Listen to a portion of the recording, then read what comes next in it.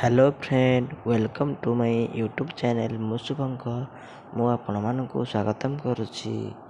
ଆଗକୁ ଆସୁଛି ଆମର ଦଶହରା। ସେଇ ଦଶହରା ଉପଲକ୍ଷେ କିଛି ନୂଆ ଭିଡ଼ିଓ ଆପଣମାନଙ୍କୁ ନେଇ ଆସିଛି। ଜୟ ମା ଜଗତରଣୀ, ଦୁର୍ଗତି ନାଶିନୀ, ମହିଷାମର୍ଦିନୀ, ଜୟ ମା ଦୁର୍ଗା। ସେ ଦୁର୍ଗା ମାଙ୍କୁ ପ୍ରଣାମ କରି ମୋ ଚ୍ୟାନେଲ୍ଟିକୁ ଆରମ୍ଭ କରୁଛି।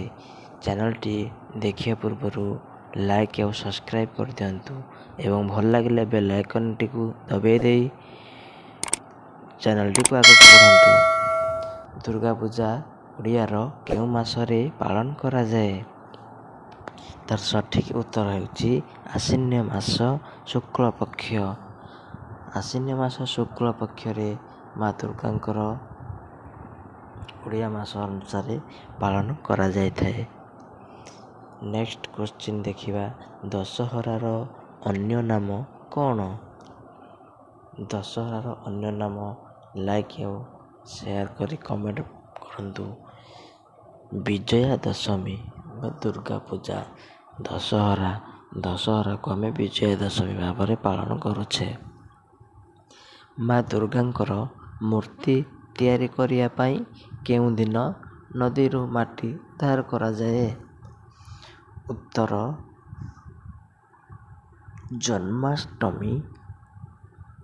ଜନ୍ମାଷ୍ଟମୀରେ ଦୁର୍ଗାଙ୍କର ମୂର୍ତ୍ତି ତିଆରି କରିବା ପାଇଁ ସେଦିନ ନଦୀରୁ ମାଟି ଉଦ୍ଧାର କରାଯାଇଥାଏ। ନେକ୍ସଟ କ୍ୱେଶ୍ଚିନ୍, ମା ଦୁର୍ଗା କେଉଁ ଅସୁରକୁ ବଧ କରିଥିଲେ? ଏହାର ସଠିକ୍ ଉତ୍ତର ହେଉଛି ମହିଷାସୁର ନାମକ ରାକ୍ଷସ। ନେକ୍ସଟ କ୍ୱେଶ୍ଚିନ୍, ମା ଦୁର୍ଗାଙ୍କର ବାହନ କିଏ? ଏହାର ଉତ୍ତର ଆପଣମାନଙ୍କୁ ଠିକ୍ ଭାବରେ ଜଣାଥିବ। ଏହାର ଉତ୍ତର ହେଉଛି ସିଂହ। ସିଂହ ହେଉଛି ମା ଦୁର୍ଗାଙ୍କର ବାହନ ଅଟେ। ନେକ୍ସଟ କ୍ୱେଶ୍ଚିନ୍ ଦେଖିବା, କେଉଁ ଦିନଠାରୁ ପ୍ରକୃତ ଦୁର୍ଗା ପୂଜା ଆରମ୍ଭ ହୋଇଥାଏ? ଏହାର ସଠିକ୍ ଉତ୍ତରଟି ହେଉଛି ମହାଳୟା ଠାରୁ। ମହାଳୟା ଶ୍ରାଦ୍ଧ ହେଉଛି ଆମର ଓଡ଼ିଆରେ ପାଳନ କରାଯାଏ। ସେହି ମହାଳୟା ଦିନଠାରୁ ଦୁର୍ଗା ପୂଜା ଆରମ୍ଭ ହୋଇଥାଏ। ନେକ୍ସଟ କ୍ୱେଶ୍ଚିନ୍, କେଉଁ ଦିନଠାରୁ ଦୁର୍ଗାଙ୍କର ପୂଜା ବିଧି ଆରମ୍ଭ ହୋଇଥାଏ? ଯେଉଁ ଦୁର୍ଗାଙ୍କର ମାଙ୍କର ପୂଜା ବିଧି ଆରମ୍ଭ ହୋଇଥାଏ କେଉଁ ଦିନଠାରୁ? ନା ଷଷ୍ଠୀ ଠାରୁ ସମଗ୍ର ଭାରତ ଦେଶରେ ଆମ ଓଡ଼ିଆ ପର୍ବ ଅନୁସାରେ ଷଷ୍ଠୀ ଠାରୁ ପୂଜା କରାଯାଇଥାଏ। ମା ଦୁର୍ଗାଙ୍କର ବାହନ ସିଂହ କେଉଁଠାରୁ ଜାତ ହୋଇଥିଲା? ସିଂହ କେଉଁଠାରୁ ଜାତ ହୋଇଥିଲା? ନା ହିମାଳୟ ଠାରୁ। ଆମର ଯେଉଁ ହିମାଳୟ ପର୍ବତ ଅଛି, ହିମାଳୟ ପାହାଡ଼ ଅଛି, ସେ ହିମାଳୟ ଠାରୁ ଜାତ ହୋଇଥିଲା ସିଂହ। ମହିଷାସୁର କାହାକୁ ତପସ୍ୟା କରି ବର ଲାଭ କରିଥିଲେ? ଏହାର ସଠିକ୍ ଉତ୍ତରଟି ହେଉଛି ବ୍ରହ୍ମାଙ୍କୁ ତପସ୍ୟା କରି ମହିଷାସୁର ବର ଲାଭ କରିଥିଲେ। ନେକ୍ସଟ କ୍ୱେଶ୍ଚିନ୍, ମହିଷାସୁରଙ୍କ ପିତାଙ୍କର ନାମ କ'ଣ ଥିଲା? ମହିଷାସୁର ରାକ୍ଷସ, ତାଙ୍କର ପିତାଙ୍କର ନାମ, ଏହାର ସଠିକ୍ ଉତ୍ତରଟି ହେଉଛି ରମ୍ଭ। ପରବର୍ତ୍ତୀ ପ୍ରଶ୍ନ, ମହିଷାସୁରଙ୍କ ମାତାଙ୍କ ନାମ କ'ଣ ଥିଲା? ମହିଷାସୁର ମାତାଙ୍କ ନାମ କ'ଣ ଥିଲା? ଏହାର ସଠିକ୍ ଉତ୍ତରଟି ଜାଣିବା ପାଇଁ ଲାଇକ୍ କରନ୍ତୁ। ଏହାର ସଠିକ୍ ଉତ୍ତର ମହିଷୀ। ମହିଷାସୁରଙ୍କ ମାତାଙ୍କ ନାମ ମହିଷୀ। ପରବର୍ତ୍ତୀ ପ୍ରଶ୍ନ ଆପଣମାନଙ୍କୁ ନେଇ ଆସିଛି, ଦେଖନ୍ତୁ। ପରବର୍ତ୍ତୀ ପ୍ରଶ୍ନଟି ହେଲା, ମହିଷାସୁର ଆକ୍ରମଣରେ ଅତିଷ୍ଠ ହୋଇ ଦେବତାମାନେ କେଉଁଠାରେ ଆଶ୍ରୟ ନେଇଥିଲେ? ଏହାର ସଠିକ୍ ଉତ୍ତରଟି ଜାଣିବା ପାଇଁ ବେଲ୍ ଆଇକନ୍‌କୁ ଦାବି ଦିଅନ୍ତୁ। ଏହାର ସଠିକ୍ ଉତ୍ତର ହେଉଛି ମେରୁ ପର୍ବତରେ। ମେରୁ ପର୍ବତରେ ଆଶ୍ରୟ ନେଇଥିଲେ ଦେବତାମାନେ। କାହିଁକି ନା ମହିଷାସୁର ଯେଉଁ ଆକ୍ରମଣ କରୁଥିଲା, ସେ ଆକ୍ରମଣରେ ଅତିଷ୍ଠ ହୋଇ ସବୁ ଦେବଦେବତାମାନେ ମେରୁ ପର୍ବତରେ ଆଶ୍ରୟ ନେଇଥିଲେ। ଯଦି ଚ୍ୟାନେଲଟି ଭଲ ଲାଗୁଛି ନିହାତି ସେୟାର କରି ସବସ୍କ୍ରାଇବ୍ କରିଦିଅନ୍ତୁ, ବେଲ୍ ଆଇକନ୍‌କୁ ଦବାଇ ଦିଅନ୍ତୁ। ମହିଷାସୁର ବଧ କରିବା ପାଇଁ ମା ଦୁର୍ଗା କେଉଁଠାରୁ ପ୍ରକଟ ହୋଇଥିଲେ? ଏହାର ସଠିକ୍ ଉତ୍ତରଟି ହେଉଛି ଦେବତାମାନଙ୍କର କ୍ରୋଧ ଅଗ୍ନିରୁ। ଦେବତାମାନଙ୍କର କ୍ରୋଧ ଅଗ୍ନିରୁ ମା ଦୁର୍ଗା ପ୍ରକଟ ହୋଇଥିଲେ ମହିଷାସୁରକୁ ବଧ କରିବା ପାଇଁ।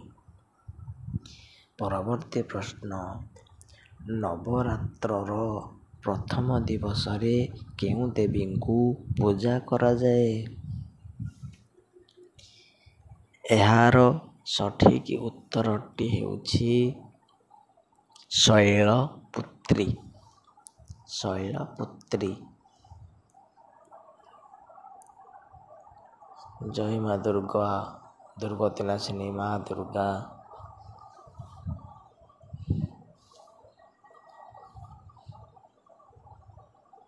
ମା ଦୁର୍ଗା ହେଉଛନ୍ତି ଜଗତ ଜନନୀ। ପରବର୍ତ୍ତୀ ପ୍ରଶ୍ନ, ନବରାତ୍ରର ଦ୍ୱିତୀୟ ଦିବସରେ କେଉଁ ଦେବୀଙ୍କୁ ପୂଜା କରାଯାଏ? ଏହାର ସଠିକ୍ ଉତ୍ତର ହେଉଛି ବ୍ରହ୍ମଚାରିଣୀ। ବ୍ରହ୍ମଚାରିଣୀ।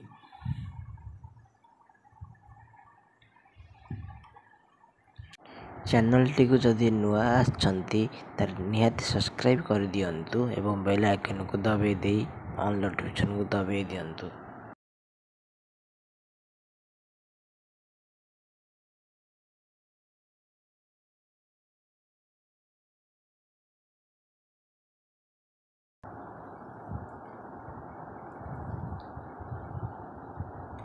ନବରାତ୍ରର ତୃତୀୟ ଦିବସରେ କେଉଁ ଦେବୀଙ୍କୁ ପୂଜା କରାଯାଏ? ଚନ୍ଦ୍ରଘଣ୍ଟା। ନବରାତ୍ରର ଚତୁର୍ଥ ଦିବସରେ କେଉଁ ଦେବୀଙ୍କୁ ପୂଜା କରାଯାଏ?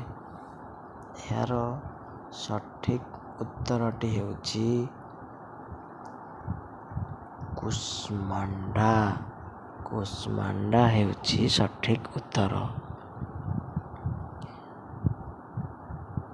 ପରବର୍ତ୍ତୀ ପ୍ରଶ୍ନ ଆପଣମାନଙ୍କୁ ନେଇ ଆସିଛି। ନବରାତ୍ରର ପଞ୍ଚମ ଦିବସରେ କେଉଁ ଦେବୀଙ୍କୁ ପୂଜା କରାଯାଏ? ଏହାର ସଠିକ୍ ଉତ୍ତରଟି ହେଉଛି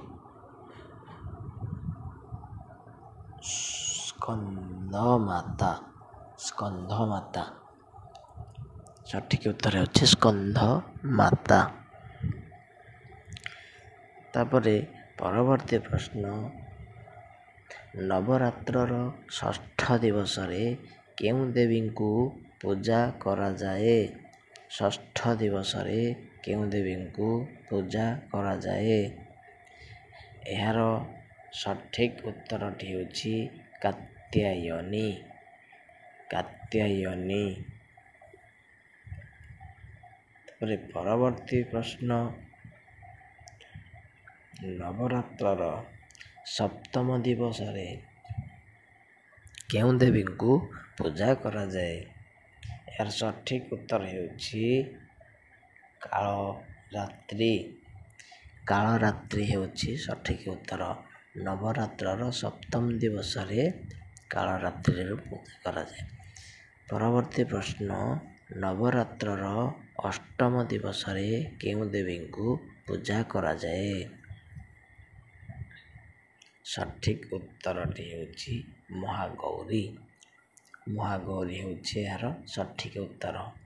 ପରବର୍ତ୍ତୀ ପ୍ରଶ୍ନ, ନବରାତ୍ରର ନବମ ଦିବସରେ କେଉଁ ଦେବୀଙ୍କୁ ପୂଜା କରାଯାଏ? ଏହାର ସଠିକ୍ ଉତ୍ତରଟି ହେଉଛି ସିଦ୍ଧିଦାତ୍ରୀ। ସିଦ୍ଧିଦାତ୍ରୀ ହେଉଛି ସଠିକ୍ ଉତ୍ତର।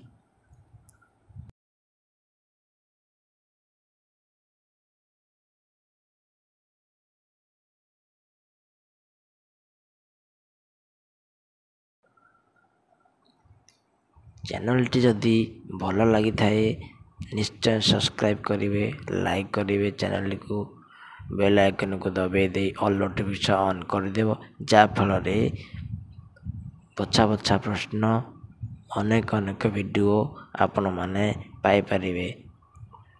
ଧନ୍ୟବାଦ।